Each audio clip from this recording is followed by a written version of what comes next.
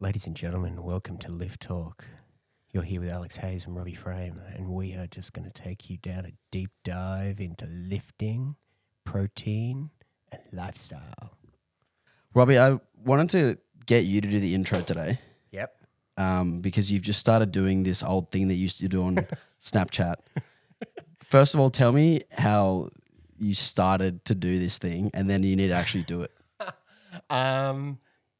Back in the day when everyone was using Snapchat, people aren't using it as much now as they are, Instagram story. But years and years ago, I would open the gym and it would be about like 4:30 in the morning, and I'd be en route to the gym and I would just scream out, "Good morning." Sort of in the same ilk as like Robin Williams in Good Morning Vietnam. Yep. And then it just evolved. It evolved and I just started adding things. And then it was just a daily occurrence. And then for whatever reason, I stopped. Probably because I wasn't getting up at 4:30 in the morning each time. So let's just pretend that it's 4:30 in the morning But and you're talking to my podcast listeners. But this microphone is very... Yeah, you can move it back a little bit. Because I'll get into it. Yeah, go on. All right. So it's 4:30 in the morning? It's 4:30 in the morning. You're just driving. It's still dark outside. You're about to open the gym. Get into character. Good morning, good afternoon, good evening, wherever you are around the world, to my fitness fraternity, sending positive vibes and energy here on a fantastic Friday morning in sensational Sydney, Australia. I am here with Alex Hayes. We are talking all things powerlifting, training, and lifestyle. We'll also be talking, no doubt, about impending fatherhood, and that's about it. Thank you. That was great. You can move the mic back to the... That was awesome. But yeah, that would be my early morning routine, and for whatever reason, people gravitated towards it. I think because they would be in bed, they would open up either Instagram or Snapchat first thing in the morning, and bang. Nice. Yeah, I actually had feedback from some people where their partner would get really annoyed because I would serve as their alarm clock, even though they didn't want me to be waking them up. If you're going to listen or you're going to watch Robbie, take it to the bathroom, go elsewhere. So you really had like double the followers that you actually had, because you had everyone's partner watching those as well. That consciously wanted to listen, digest, and engage my content, and those that were in the peripheral, not necessarily wanting it, but having to tolerate it nonetheless. So, Robbie, take me back to you as a kid, perhaps a teenager. Do you remember your first sort of interaction with physical culture that had you thinking like, I want to get big, I want to get strong? Probably going to a school that, and I was really into rugby. Still am into rugby. Unfortunately with the Wallabies and the the current situation in rugby Australia right now, but I was so immersed in that sport, and being such a physical sport, it was one of those things that as you got older and as you grew as a teenager, became necessary to get bigger. Just because of the collisions and just the very nature of it. You'd come up against guys and you're like, oh my God. And was there any players that you saw at the time who you looked up to and you were like, I want to achieve that kind of a physique? Or Yeah. Look, I found solace in the fact that there were smaller players like a Matt Gitto that was still, excelling on the global stage. And there were guys like Shane Williams, who was a winger for Wales, who won World Rugby Player of the Year. And I was like, oh, he's small and pint-sized like I was. So I'm like, oh, maybe there's hope. But then there were guys that, you'd look at them and you go, geez, it would be awesome to look like that. And there was a guy called Luke McAllister. I remember him. He had pipes. Weapon with massive legs. Yeah. And there's even videos still on YouTube where he's roosting it from 60 meters, but not at altitude, in New Zealand, and kicking goals, and you're going, well, it has to be the quads. He was the first adopter of the faux hawk, and little. I emulated it. And little small mullet as well. I want that. Yeah, I want that. He was the first adopter of that even before the rugby league players did it. Oh yeah, Yeah. Yeah, that's like 2005, Oh 2006 yeah. ranges. Yeah. Oh yeah. So I saw that. I went, geez, be pretty good to be as physically imposing as someone like that. Um, but look, I think 16, 17, 18, as much as you gravitate and want to look like that, your actions aren't necessarily in alignment with that, or you're not necessarily as consistent, and also you're not factoring other things like nutrition. So I'd go to the gym, I'd train like a lot of my mates who were playing rugby as well, and we're eating the same things, we're training or doing the same training program and probably applying ourselves in a similar manner. And yet I'm like, why am I not, growing at the same rate? What's happening? And a lot of it can be attributed to inconsistency, um, and also, yeah, the nutrition component, and also realizing, their genetics are not my genetics, and coming into the realization, if I'm going to get a certain result or outcome, I'm probably going to have to make more sacrifices relative to those that have been blessed with genetics that allow them to grow at a faster rate or be more athletic. So, yeah, you can either fall into the victim mentality where you're like, well, I'll never get there, or you can go, I probably need to take more sacrifices, be a little bit more disciplined um, in order to get that desired outcome. So, I think it was the biggest point for me was probably year 12, just feeling very limited in terms of my physical capabilities on the rugby field, and that playing out in terms of my confidence on the field of play, and how that then inevitably impacts how you go about playing, not just in terms of the physical component with the collision, but also, confidence just running the ball. Yeah, you make decisions based on fear of being less physical, or it Yeah, changes the way that you attack running the line, or like, exactly right. you pass earlier and stuff like that. Yeah. Exactly right. That came into play. So, and also one of the other things that I've done upon reflection is thought about the way in which I approached,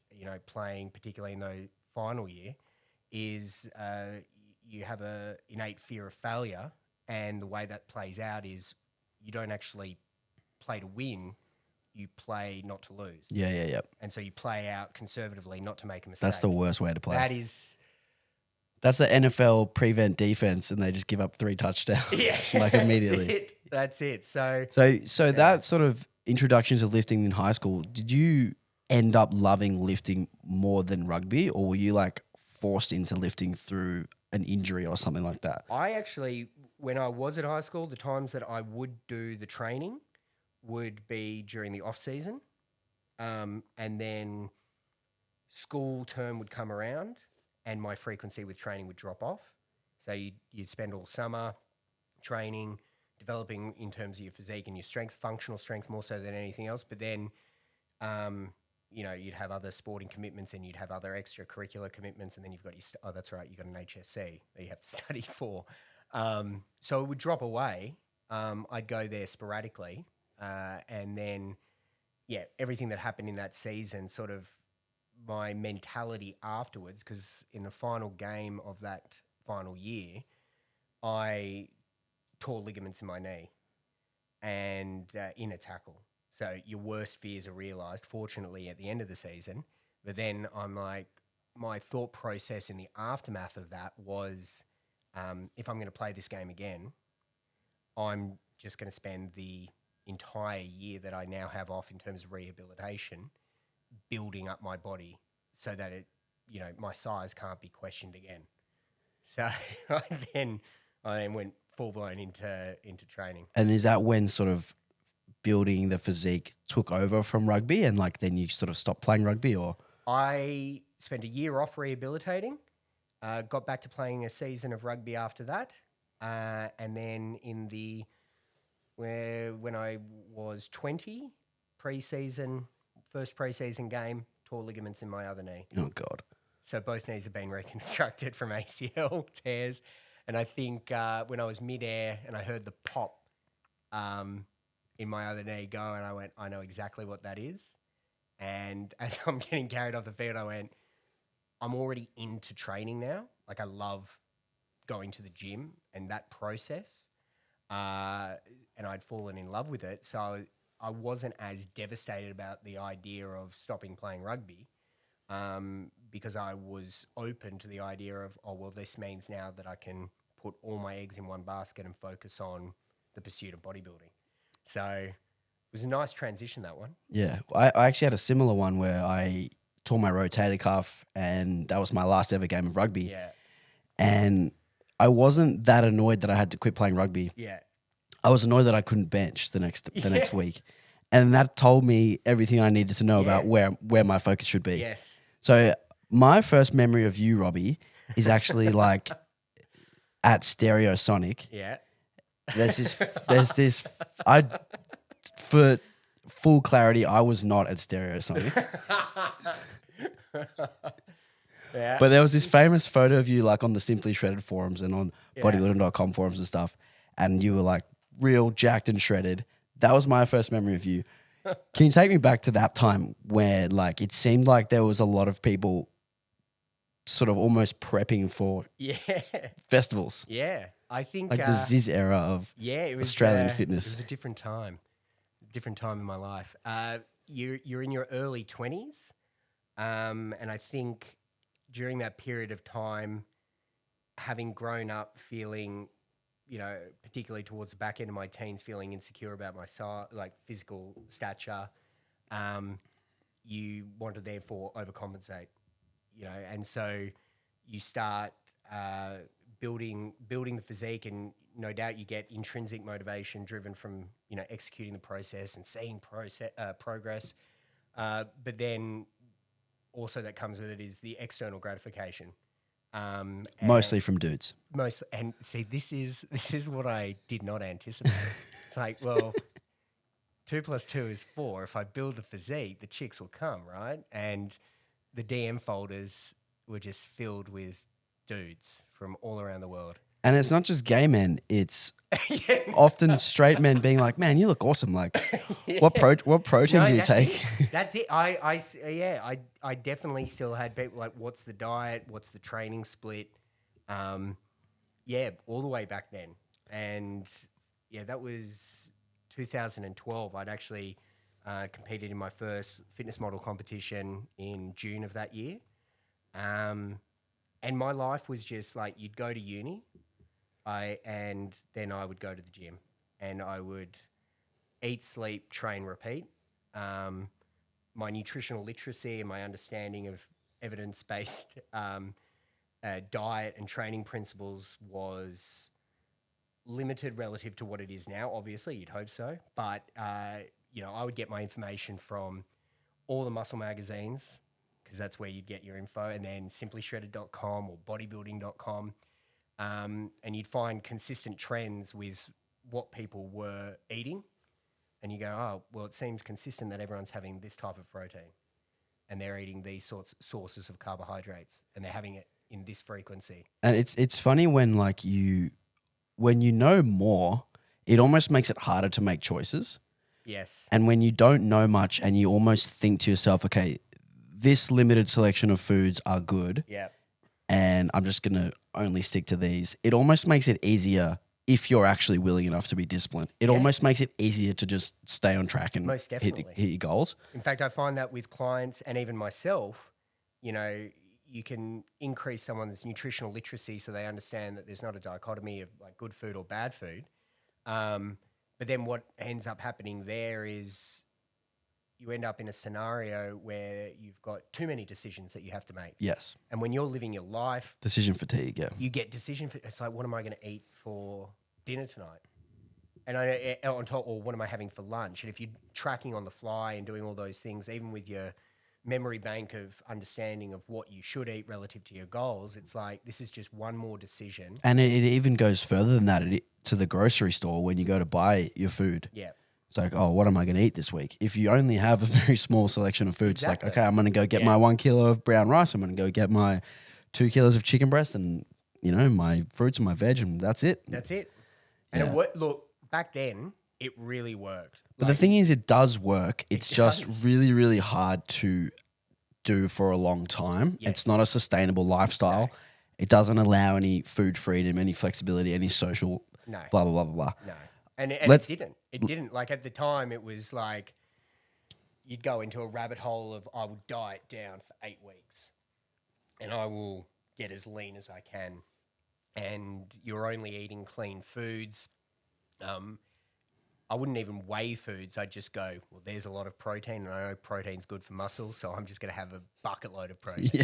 So it's like I'm having 400 grams of kangaroo steak and then 400 grams of chicken breast. And if I do that, despite being in a very aggressive deficit, surely I'll retain all that lean muscle. So, and look, it works in as much as you're choosing safer foods that in terms of digestion, and you're able to digest those foods properly.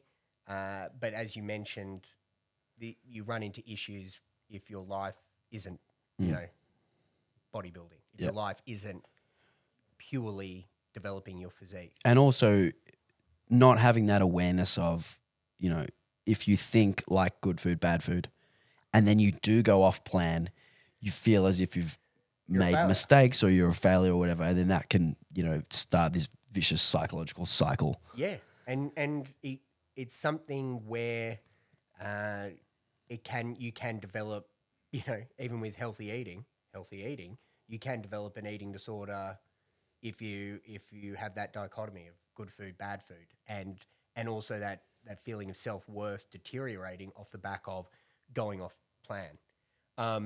Having said that, following a clean eating approach and a very rigid, structured approach, by going through that process and then transitioning into flexible dieting, it's one of those scenarios where sometimes I feel people have to go through the rigidity and the restriction to appreciate flexible dieting and then also to do it properly. Yeah. I think something that can happen is you can really take the ball and run with it if you follow a purely if it fits your macros approach.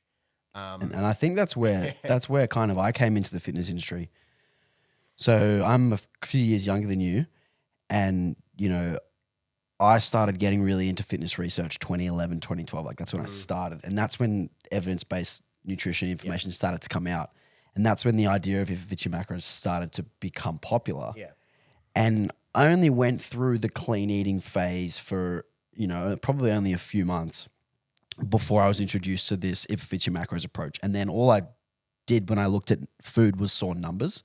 And I actually think that was a detriment to me in those early years because I didn't go through the structure of eating sort of, quote unquote healthy meals at the right times. It was all like, do whatever you want, just hit your numbers. Yeah. And there was kind of almost this dichotomy of you can do it this way and you can eat all this fun stuff, or you can, do it this healthy way and you don't get to eat any fun stuff. Yeah. But the reality is somewhere in the middle. Yeah. And it is somewhere in the middle because by following a purely numbers approach with, let's say free for all, and you spend 70% of your calories from processed foods, for some people, some individuals are going to find that their digestion is compromised. They feel sluggish, lethargic, run down, and they're thinking, what's going on? And you've got to think about food quality.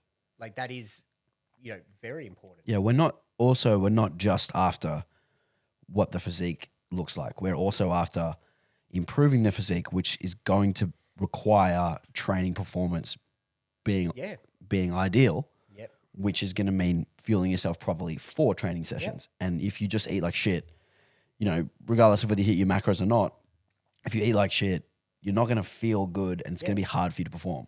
Exactly. So I think both approaches, when in synergy, can really serve you, regardless of whether you're in powerlifting, whether you're in bodybuilding.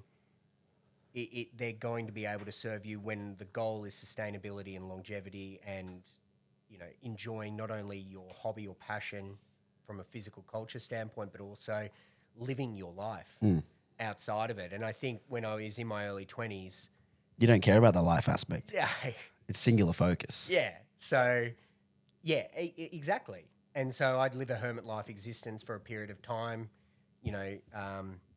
and train, study, work, and then I'd have my periods, like small, brief windows of enjoyment and getting out and about. And yeah, there's a use by date on that. Yeah. So I wanna rewind a little bit to the first time I actually met you, and you're definitely not gonna remember this, but it was Uni Games 2011 in Canberra, and you were the Macquarie Uni mascot. Yeah.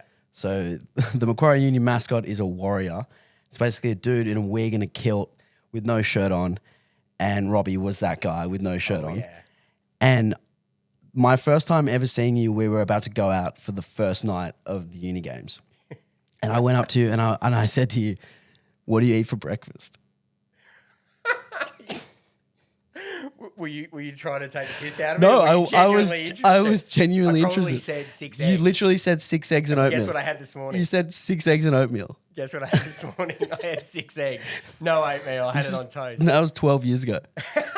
And the other funny thing from that week at Uni Games is I was there to play basketball. I drove to the basket, I scored a layup, and you were at our game and you're on the baseline and you go, "That's what I call penetration." Well, I have to live. This is the thing. It comes from my theatrical background at school. I was really into various athletic pursuits, but I was really into theatre and drama, school musical. Loved to perform, hence why I love being up on stage in a bodybuilding contest. Feel right at home there, and part and parcel of whenever you take on any of those acting roles is you need to live the character, and when the role requires you as the mascot to be to be Braveheart reincarnate with a little bit of a personality. When I had those 8-hour shifts of going from sport to sport and cheering everyone on, don't break character. Yeah. Never break character. I remember you. Well, I remember you being like extremely professional as a mascot the entire week, which was good.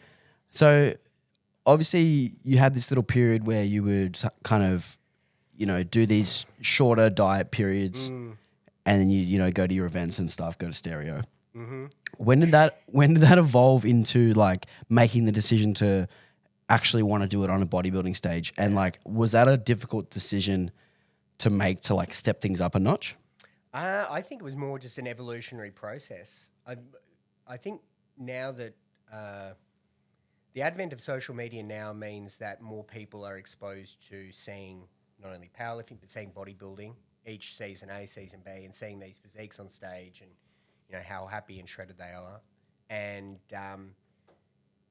sometimes people are scrolling through and they've made a decision to compete before they've even started to train in the gym. Mm-hmm. Whereas with me, it was sort of a natural progression or an evolutionary process. I started making more sacrifices along the way, and it felt a natural thing to move into wanting to step up, wanting to level up. I think I made that decision 2011 because I started making these are the sacrifices that we talk about now. But when you're 21 and you're going to 21st parties and you're not drinking, everyone's saying, "Well, that's strange, that's odd." But and at the time it's such a big thing because when you're young, that's such a big thing. But I started making these sacrifices because training was important to me, progression was important to me. And then I'd seen bodybuilding competitions on social media, on Facebook, but what didn't appeal to me was the G-strings. But when I saw that there was a fitness model competition in the June long weekend of 2012, I was like, they had square cut trunks and I liked the look of the physiques that they were promoting. I was like, oh, that would be cool. And so there was a period of contemplation and I'm thinking, oh, I'm already making all these sacrifices and living this lifestyle. Let's now put a big goal, on the horizon and throw myself into an endeavor which appeals to me, and I'm already living the lifestyle, so let's go for it. Um, Yeah, so Chrissy and I were actually talking about this the other day, actually, and I can't remember which one of us said it, but one of us was like, "Fuck, doing a bodybuilding prep would be so hard." I can't remember whether it was her or whether it was I, and I think she was actually asking about your friend Hattie Boydell, who's prepping at the moment, and I said, I think the people who really struggle with it are the ones who have to change a lot of things with regards to their lifestyle and the way they live, the way they eat, the way they train. They're the ones who really struggle with prep. Yep. But the ones who seem to have a cakewalk, not a cakewalk, it's obviously still really hard, but seem to do it easier, are the people like Hattie, people like yourself who are already doing all of those things. They're just turning up the dial a little bit. That's it. And I think, that's very true. I think if you're already living the lifestyle, particularly during your off season when you've got more calories under your belt, and it's inherent in who you are and how you live your life, when you turn the volume dial up and you have to restrict calories, you go into autopilot mode. And that's one of the things about bodybuilding and how it can potentially impact other facets of your life. You start restricting calories, but then you're demanding more on your body. So you're increasing training output, restricting calories, and then you reach a point of having, quite low energy availability, and your cognitive function starts to deteriorate. Your ability to get through the day and to the best of your ability in terms of work, and even just engaging with people. Like when I'm in prep, and the diet hits me, my outgoing eccentric nature diminishes, and I'm subconsciously conserving energy. I feel like if that was me, I would just avoid scenarios where like I would actually just want to be quiet and left alone and at home. That's it. Yeah. Because there's a lot of energy expended in that process. And I remember after my first competition, you don't know what you don't know. And you see smiling faces on stage looking fantastic, and you assume, well, this whole process will be, challenging, but I'm up for it. That's what you said at the start. You're like, oh, people see all these happy people on stage. And my first thought was like, why the fuck are they happy? Yeah, well, they're forcing a smile, I can assure you of that. Because when you're feeling tired, lethargic, run down and depleted, you're running on adrenaline on stage. But in the lead up, I remember my first competition or prep, you don't know what you don't know, and you don't know how to handle, like you'll do the training and dieting, which I'd already been doing to a certain degree, and then you're taking it up a notch. And you have to be more aggressive, and not only more aggressive, but more aggressive for a prolonged period of time. And I wasn't conscious or aware how that was playing out in other facets of my life. Yeah. Because it's like you go underwater, and the world continues operating, and you're underwater, swimming. And then as soon as the competition is done, you come up for air, and and now you're able to appreciate everything that's going on.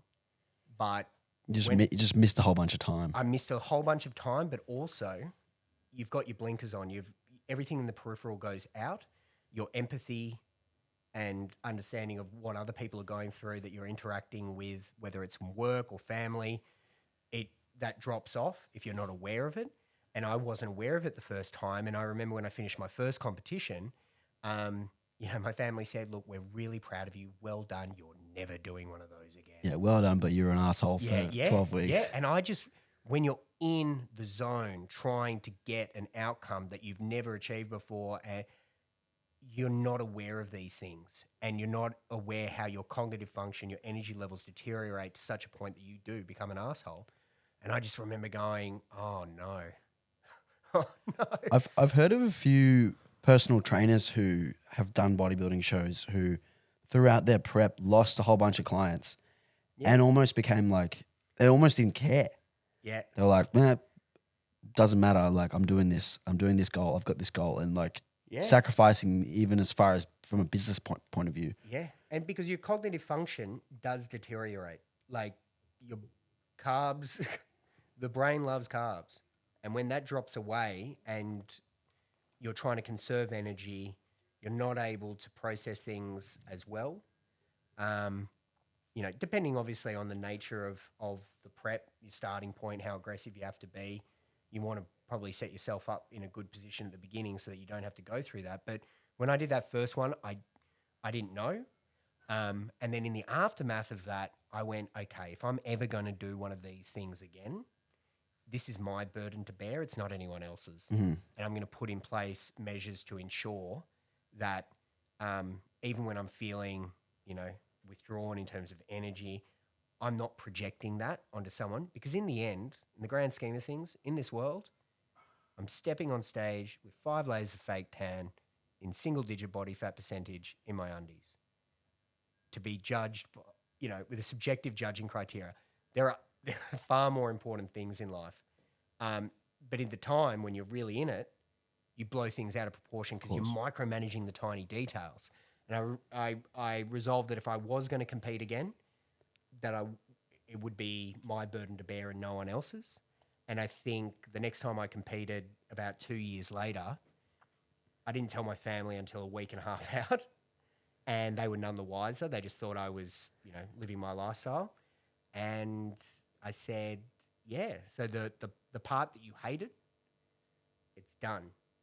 I'm telling you out of respect because, I think it's important that you guys know and you don't see after the fact. But yeah, I was really happy that I could learn from that experience the first time and realize that, yes, you'll want to do better on stage the next time, but also how does it impact other areas of your life? Yeah, I don't think a lot of people actually consider the impact on others. Tell me about the most drastic thing you had to do in order to get ready for the stage. Like, what was the hardest thing that you had to do from a diet or training perspective? Yeah, I look back on my last competitive year, 2018. I did back-to-back seasons, which I wouldn't advise anyone to do. And my first show went really well in terms of the physique and the conditioning, everything that I brought to the stage, I was really happy with. And then I had this like brief interlude period where your calories go up to maintenance. You enjoy a little bit of, enjoyment of life, and then you've got to go back down into a deficit. And it was the first Australian Pro-Am for WBFF, and I was like, I really want to do this. And I'd actually mapped out 12 months in advance, like I'm going to do this. It wasn't a spur of the moment thing. I'm going to do both shows, going to map it all out. And I like the rate of weight loss or the progression for the second time around because of metabolic adaptation. Just wasn't happening. Wasn't happening. And so when it's not happening at the desired rate that you would want, you're looking at the clock, you're looking at your physique, you're putting pressure on yourself on the outcome rather than focusing on the process. You then start doing more cardio than you would want to. You start, and on top of that, you're trying to also manage, building a business. So my rate of recovery between sessions was diminished, but I'm like, I'm Superman. I can get through it. And so my sleep was impeded. Like I was just completely drained by the end of it. And, a lot of it was in my head. And if I had taken measures to just spend more time resting, but you're pushing for a result. So I'm doing more cardio every day. And prior to that, I hadn't really needed to do as much cardio as that. But you learn from those experiences of times where you're doing prep for the right reason, while you're doing a comp for the right reason, and when you do a comp for reasons which aren't actually intrinsically motivated and don't serve your soul. Mm. I think we see that back-to-back prep. That happens a lot in powerlifting as well, where people don't give themselves enough time to not just recharge their physical batteries, but also recharge their mental batteries. Yeah. And allow themselves a bit of space to prepare themselves for another prep and what's coming next. Yeah. If you go back to back, like physically it may be possible, Yeah. but sometimes mentally you're not willing deep down to do all of those things Yes. again. Yes. Is that kind of how you felt, Yeah. that it was like not just the metabolic adaptation, but also like the desire to just go through what you just went Yes. through? Yeah, the kickstarting the engine again at the beginning stages. Perhaps there was a naive level of complacency, like, well, it worked the first few weeks, and like I'll get that same sort of response. But yeah, that kickstarting the engine again. All right, here we go. And parts of you are yearning to just be normal again. And people often say, what are you looking forward to the most after the competition is done? And I said, just feeling normal and doing normal How long things. does that tend to take? Depending on the severity of the deficit, like the aggressive nature of it. You can have reverse or recovery diets that last anywhere between 4 to 8 weeks. But it's one of those things where it's not just the physiological component of increasing calories to not only increase body fat in a controlled manner, because you need to increase your body fat to from a hormonal perspective feel normal. Yeah. But it's also the psychological weaning off of this stringent, regimented lifestyle that you've been living. And also being okay with not looking in the mirror. Correct. Because like I imagine when you get shredded for the stage, you look in the mirror and you're really happy with how you look. And then when that starts to, the dieting phase is now reversed and you're going in the opposite direction. Yeah. Is that like a bit of a mental head fuck?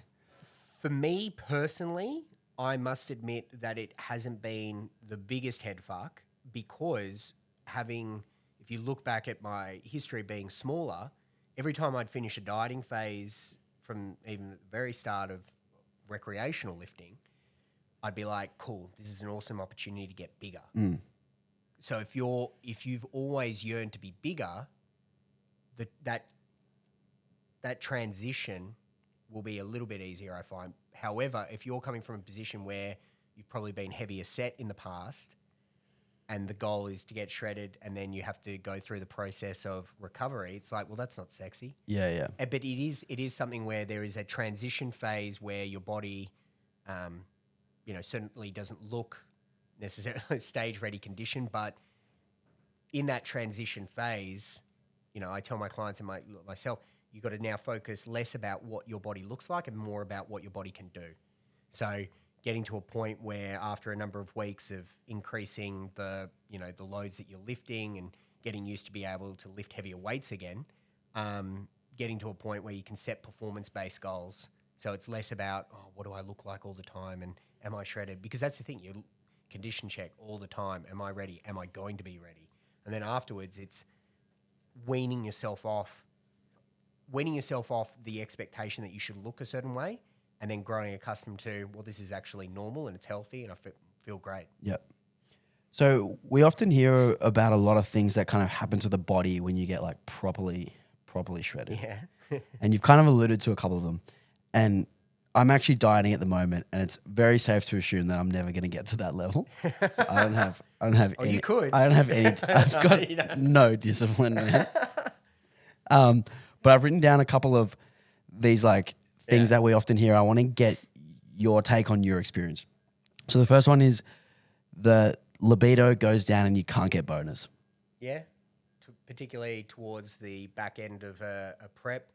When your calories are restricted, you just don't have energy to do anything really except for train and get your steps in, and your libido. It's the furthest thing from your mind. Most of my preps have been done single, so I've been. But having said that, it's just the furthest thing from your mind at that point, and the thought of doing anything of that nature is just out the window. So, what about food cravings? Do you get crazy food cravings? And what for in particular, if you do get any? You become very food focused, and you always look. I find myself always looking at the clock, going, "When's my next meal?" Yep. That when you have a copious amount of calories, it's like, oh, I don't want my next meal. Yeah. And when so you never feel satiated. You never feel satiated, even if you try to play the volume game with the ready-made salad mixes from And Woolworths and Coles. low fat jelly. Oh yeah, and there's so many dieting. This is the thing. You start really delving into a variety of different macro-friendly, low-calorie, sweet-tasting creations, like protein pancakes, but like with casein With custard. egg whites. Yeah, with casein custard, and then sugar-free syrup. All these sort of things come into play. And you just yearn for a stomach to be full. Like when I finish a competition, the thing that I want the most is a steak with mushroom sauce and sweet potato fries. And it's also the liberation of just not having to track it. That's a big thing. And also Nutella. Yeah, Nice. Nutella. What about feeling cold all the time? Is that something that you experienced? Yeah, yeah. Depending, obviously, on the time in which you are doing a prep, but when you've got low levels of body fat, when you're at single-digit body fat, you want to rug up, and also your immune system is compromised because constantly cold, and you're overtraining and under recovering, and so you can be prone to getting sick. So yeah, you feel cold. Sleep can be problematic because you're hungry, and also you're drinking a lot. You're drinking a lot of water to trick your stomach into thinking you're full. So you're incredibly well hydrated, but then you have to get up in the middle of the night to pee all the time, which, it's just, yeah, you feel cold. That happens. So was sleeping something that you actually struggled to get to sleep? Yeah. See, I used to diet to get to the 74 kilo class, Yeah. which seems crazy now because I'm like 90. Yeah. And whenever I was hungry, I would just have a nap Yeah. because I was like always tired because I wasn't eating Well, enough. that's a good behavior. And then I would just have a nap. And then I reckon I could sleep like 10 to 12 hours at night. Yeah. And it was like the more time I'm asleep is the less time that I'm going to be hungry and the less time I'm awake to eat. I like that. Yeah, sometimes my I would have loved that. I think my sleep was compromised because at times feeling hungry, at times also managing my headspace, because particularly when I'm in prep, it's like, what's the next thing I have to do, and the next thing, and the next thing, and the next thing. One of the first prep that I did in 2018, the best night's sleep that I got was the night before the competition. The absolute best. Because you knew you were ready. You were at ease with everything being done. The boxes in terms of the process required to get there. And my coach said, no more steps, no more thing required today, no more go to bed. I went, oh, thank God. And it was the best night's sleep that I'd had, which is fantastic, particularly the night before a show. But a lot of it is the expectation that you place on yourself, and then thinking about the next thing you have to do, not only inherent in your training and nutrition, like when you've got to have your next meal, or what you've got to do in terms of training and have I got my steps in, but also doing work at the same time, and then your brain working at 2 kilometers an hour. The way I try to describe it to people is when you wake up on a Sunday with a hangover after a huge night out and you've gotten home in the early hours of the morning, what does that Sunday feel like for you when you're trying to do things? Me personally? Yeah, when you get up the next day, like, how do you feel? I'm like one of the worst hungover people ever. Like, I'm so bad when I'm hungover. So for me personally, like, I struggle to even fucking go outside. Yeah. So guys, that's what comp prep gets to at the very end. That's what comp prep gets to at the very end. So the last one I've got written down is it becomes impossible to get stronger. Yeah. Yeah. Particularly if your calories have had to get, like, there's a period of time when your training is on point, probably more than it would, like, because you flick the switch mentally and your training intensity goes up.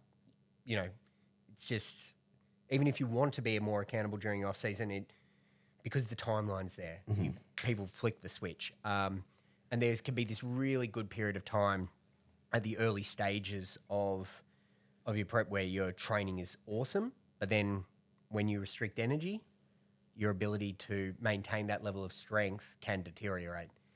Even with nutrient timing, strategically partitioning the most amount of carbs X number of hours out so that I've got all the energy I need, like it's still going to be difficult, particularly at the back end. And that's just part and parcel of it. And that's why you want to try to set yourself up during your off season so that you're in a good body composition that allows you to diet down in a sustainable manner to maximize muscle retention. And the way you're going to maximize it is by maximizing and maintaining performance in the gym. So how much would your strength drop off? Because we haven't said this yet, but you're actually quite strong. I would drop not a bench press, but no squat and deadlift's actually bench press. Very, very strong. You've squatted like 200 for 10 high bar, is that right? Yeah, and 200. Deadlift for 270. But 200 for 11 before what was it? That was during the Christmas holiday period where calories are in large amounts. And you've deadlifted 270. Yeah. So how much would those numbers kind of drop off in those last few weeks? Significantly. But the thing is, I wouldn't deadlift, particularly in the final 4 weeks.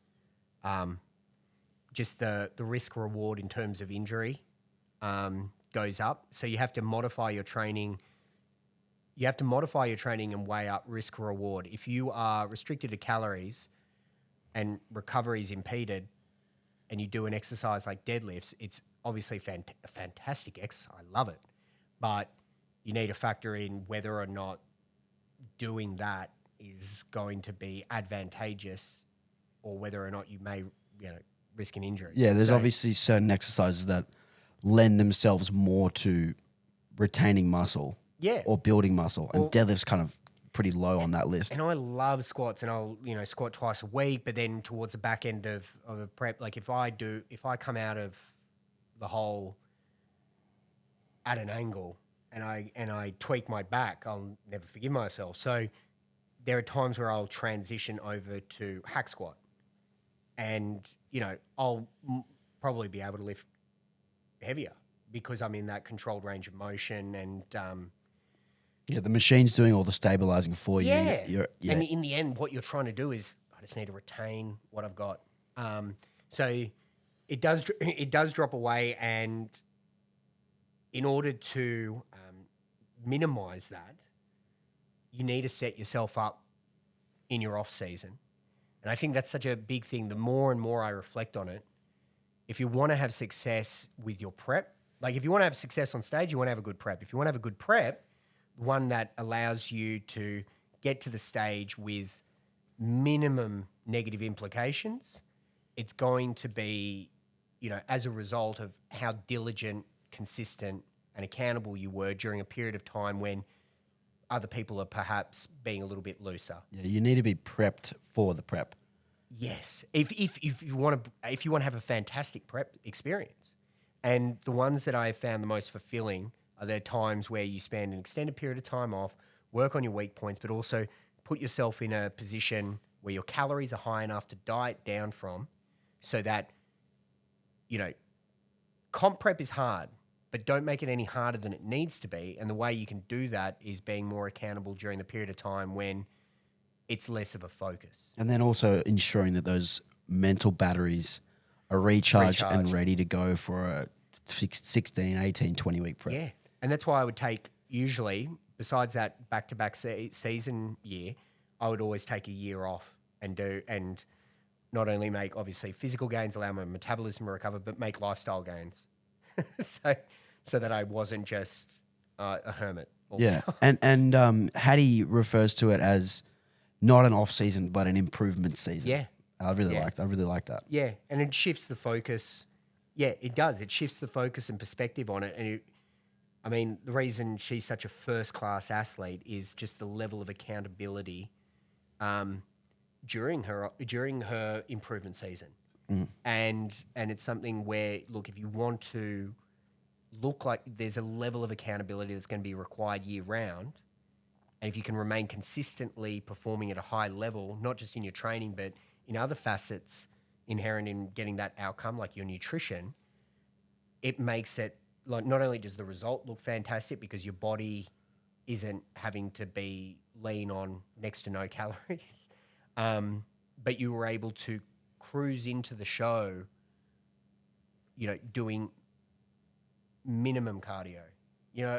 It's one of those things where often people will see and hear the extreme stories of doing a lot of cardio, and people have been pushed into that position because They have to. because they have to. They've They got no either choice. Yeah.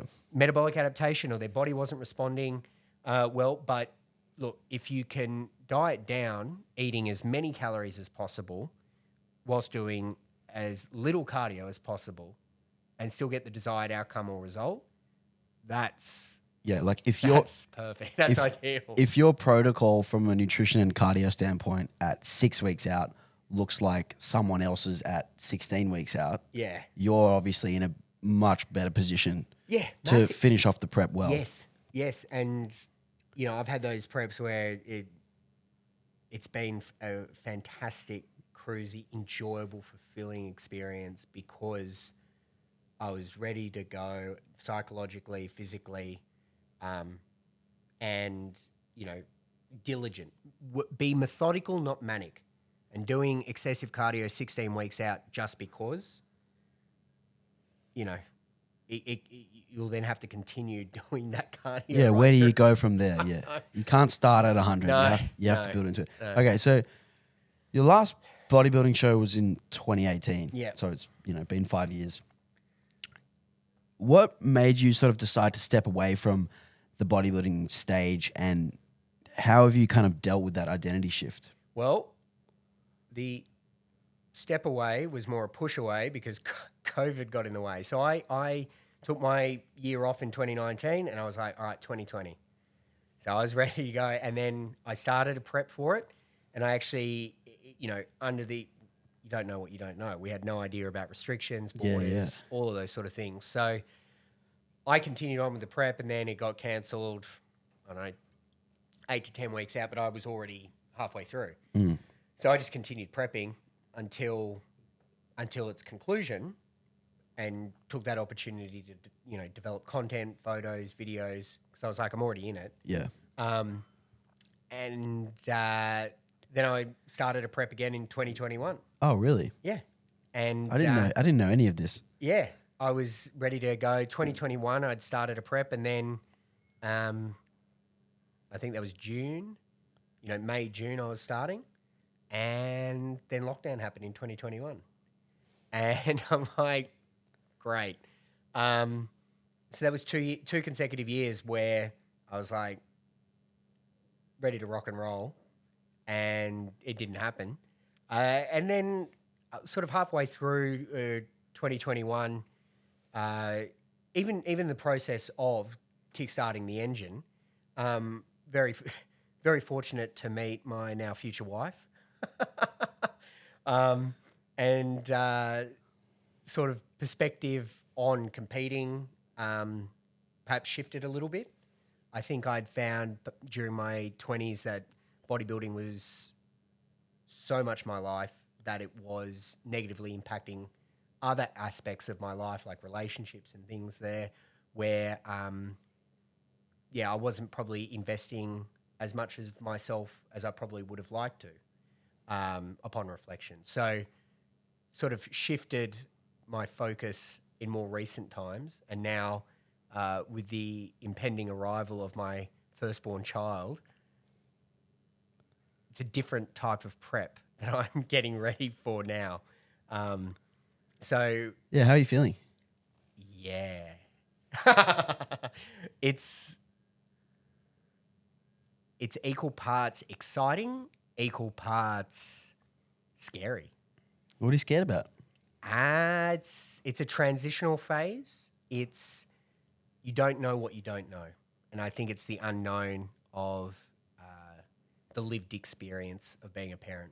And you hear so much from, older parents, younger parents like yourself, and you're trying to navigate what you're hypothesizing. What is this sort of scenario going to be like? And there are situations where you're trying to plan and prepare for worst case scenarios of being, sleep deprived and trying to still get on with your life. But then having had this discussion, I'm thinking, well, this will just feel like the last 4 weeks of a prep. The I just next hope 10 that it only lasts like the next 10 years of your life is so I think that's it. Look, but so excited as well, because if you're going to write down like life ambitions and goals, like this is top of the tree. Being a father, has been something that I place on a pedestal for a very long time, and now it's becoming a reality. It's like sometimes I have to pinch. I'm like, oh yeah, that's happening, and it's happening now. we've spoken a little bit about this, but I've found that about 90% of the conversations that I've had with parents Yeah, before summer came around were disparaging and negative. I would say about 90% of them. And my experience as a dad, and one of the people who's been the most positive is John, who we were just chatting to. And I've found that my experience has been the inverse of that, and that it's actually been at least 90% positive stuff. And, people only mention the negative stuff and like, oh, good luck with your sleep.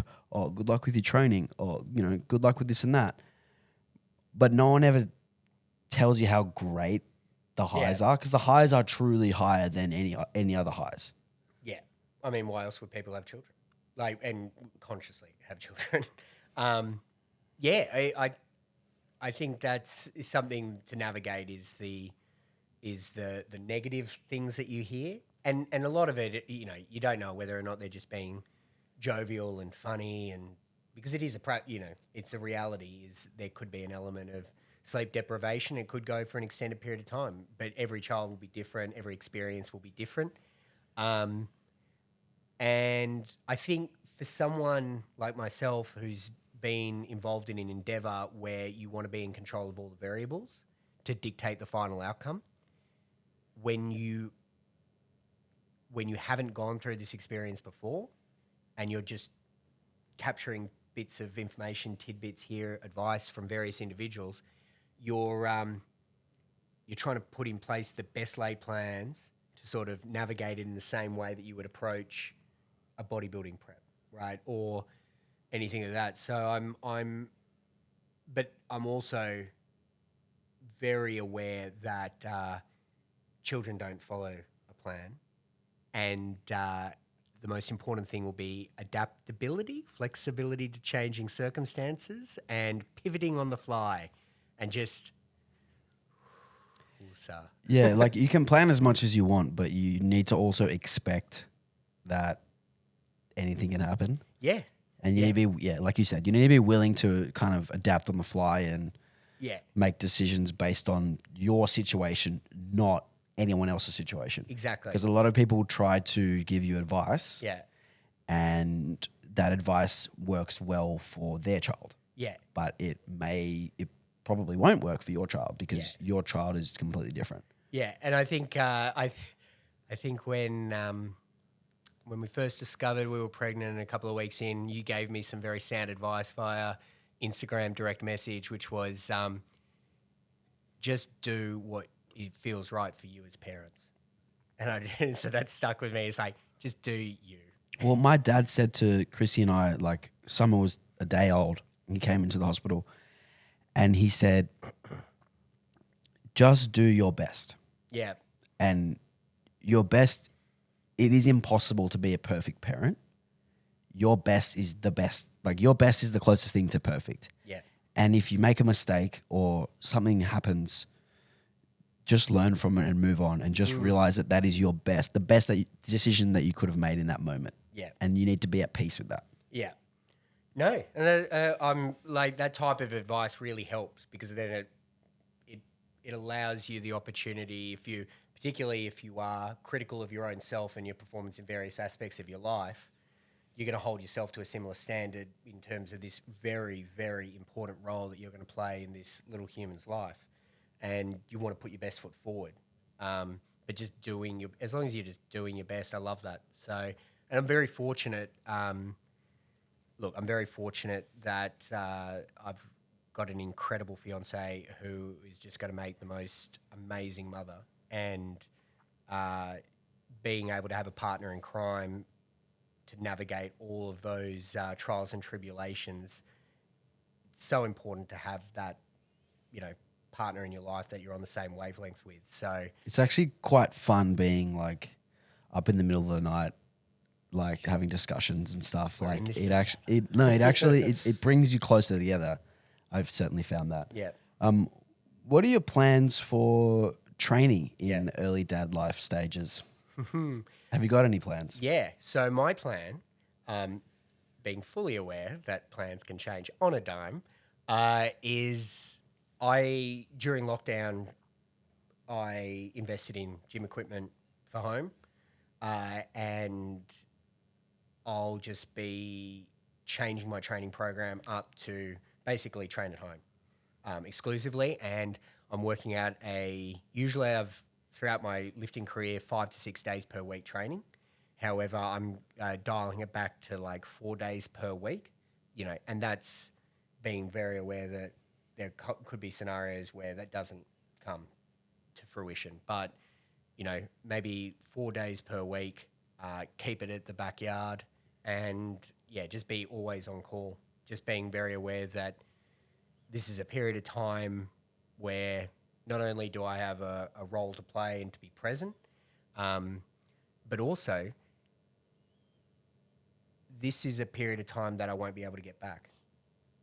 So this will be the first time, and you want to be able to say I was present and engaged, and I was aware, and I was there for a lot of those first moments, and I wasn't caught up in how much am I lifting today. You know what I mean? So, just being present and always available.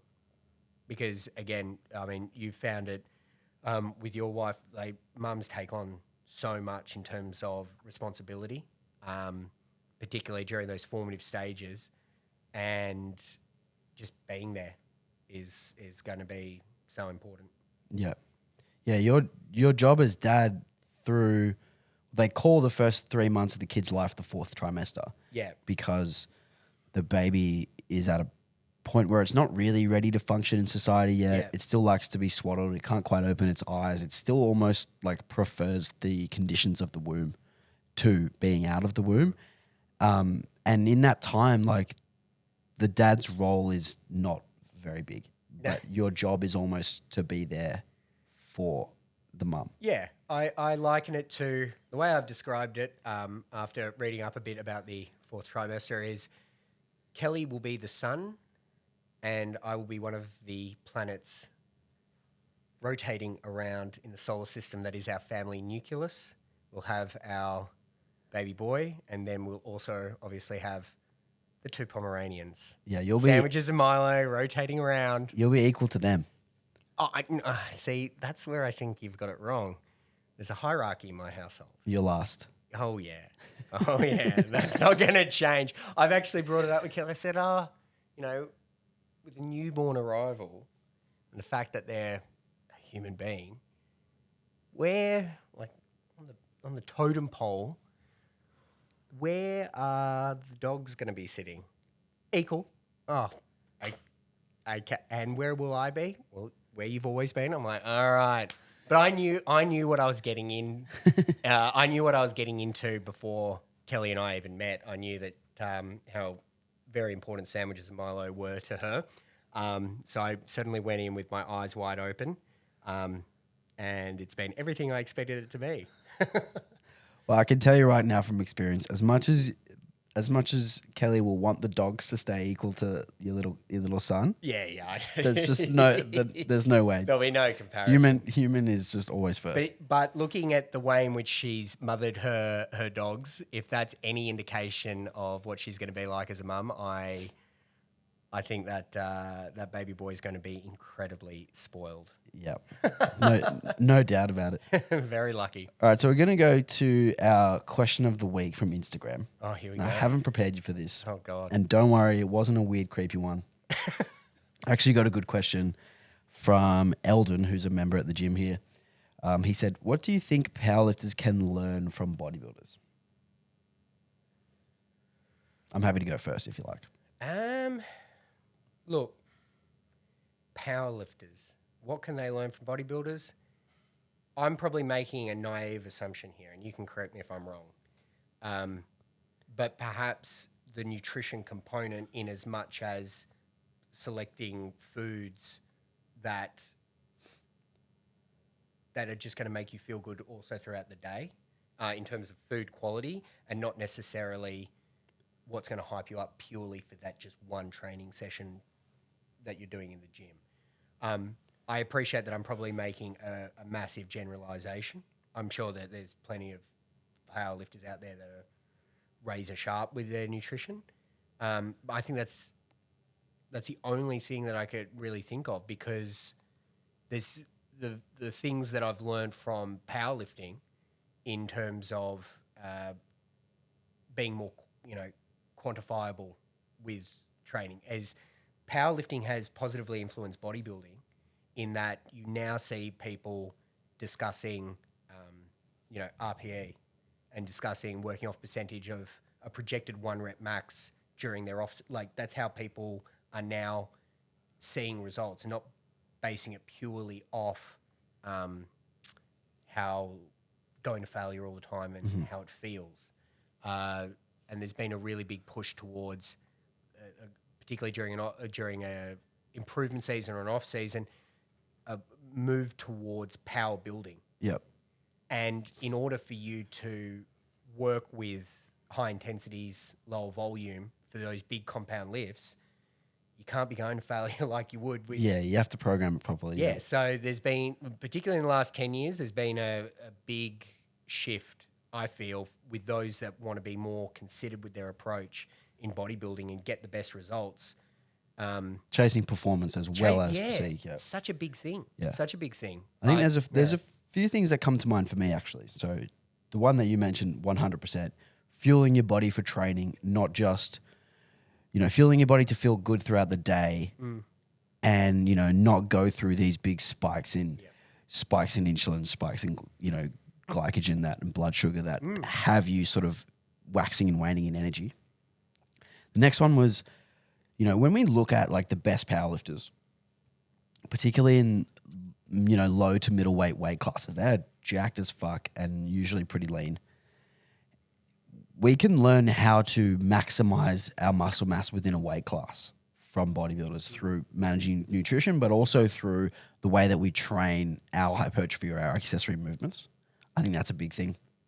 A lot of powerlifters will just hit their SBD at 100%, full effort and attention to detail with SBD, and then they get to their accessories and they sandbag and they just go through the motions. That's something that we can learn from bodybuilders. Another thing that we can learn from bodybuilders is when you look at, you mentioned throughout your preps doing a lot of cardio, and, we've always got this idea that cardio kills gains. You can do some cardio, some lifts for your heart health, for maybe maintaining a lower level of body fat, and not lose your gains. I think those are two more things that we can learn from bodybuilders. Particularly with the weight classes that you guys have, being able to effectively manage your body composition so that you're not going through drastic weight cuts. That's something that needs to be considered, because you hear about people that obviously will have to do saunas and a variety of other things just to make weight for a power, and the result in terms of their performance on the day could be compromised from having to be severely dehydrated at one point, or so I think effectively managing that, it's not as appealing, because you want to carb up to the nth degree to maximize performance, but if you can't make your weight class, it's like all that work that you did won't be shown on the platform. Right? Yeah, you're sort of in the short term inflating your training performance, but it's not going to be reflective in your comp performance. When what you should be trying to do is make your training conditions more similar to your competition conditions, and then fuel that. Yeah. And then it's going to be more predictable. I think the other thing, we mentioned with improvement season, and, you mentioned this with going into a bodybuilding show, being prepared to actually start the prep phase.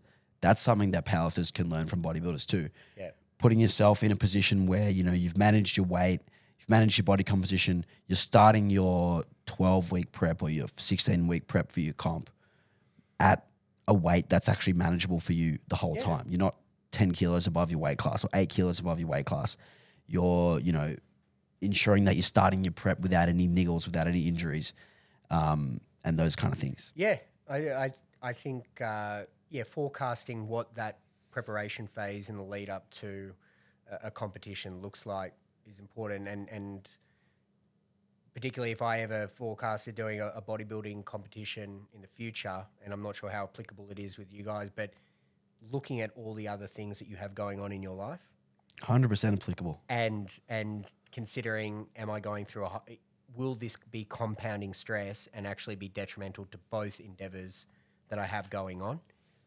So if you've got something in close proximity to a competition, perhaps a very heavy duty exam period, and it's absolutely essential that you get really good marks, maybe it might be advantageous to just delay the platform will always be there. We always say the stage will always be there. Yep. Don't force it if it's not there.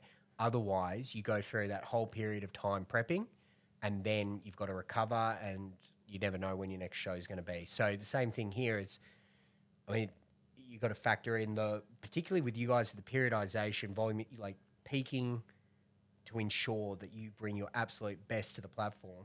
You want to make sure that all the work that you're putting in is worth something. Mm-hmm. And if there are external distractions or things that could potentially impact your ability to perform at your peak, at your best on that day, because of stresses that are going on in your life, whether it's professionally, personally, or academically, just try to navigate that.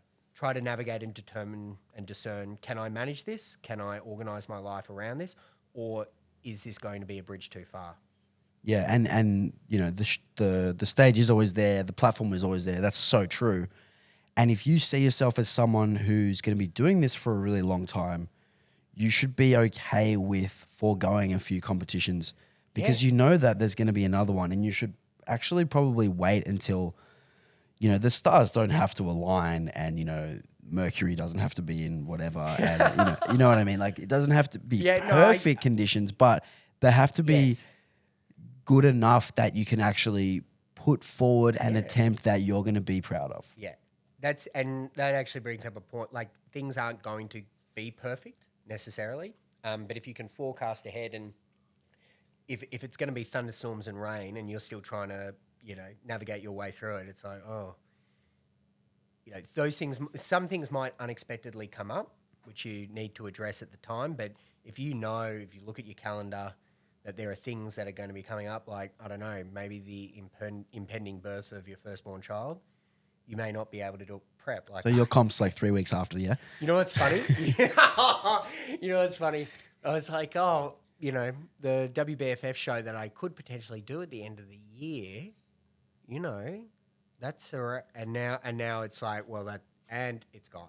It's because that's the thing. It's like, imagine trying to do a prep whilst just for me personally, I'm sure there are guys that can effectively manage it, but doing a prep and knowing that the show day could be the day where you're firstborn, it's just, there's one example of, I'll just save the prep for another time. Yeah, absolutely. Different priorities right now. So, absolutely. Yeah. Cool. Robbie, thanks for coming and joining me today. Thank you for having me. Yeah, we'll leave it there. Cheers.